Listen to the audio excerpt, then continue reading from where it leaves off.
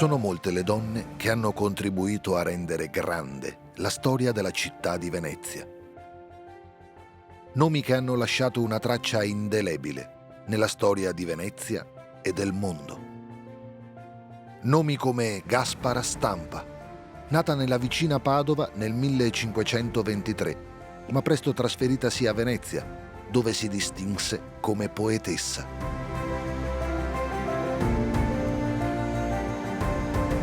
Il salotto della sua casa a San Trovaso divenne presto noto come luogo di ritrovo di letterati, poeti, artisti e nobili veneziani.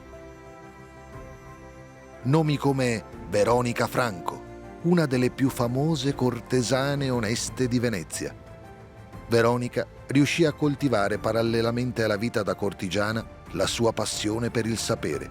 Divenne una donna colta che riusciva ad esprimere la sua forte personalità sia con la penna che con la spada, rivalendosi su un mondo maschile che la usava come meretrice. Incriminata dal Santo Ufficio veneziano per stregoneria nel 1580, riuscì a difendersi brillantemente e ad ottenere l'assoluzione. Nomi come Elena Lucrezia Cornaro Piscopia. Nata a Venezia nel 1646, fu ben presto indirizzata agli studi classici e delle lingue dal padre, all'epoca procuratore di San Marco. Iscrittasi all'Università di Padova, dopo essere entrata per un breve periodo nell'Ordine delle Monache Benedettine, nel giugno 1678 riuscì ad ottenere la laurea in filosofia, divenendo così la prima donna laureata al mondo. Nomi come Caterina Dolfin Tron, nata a Venezia nel 1736 da una famiglia patrizia caduta in disgrazia.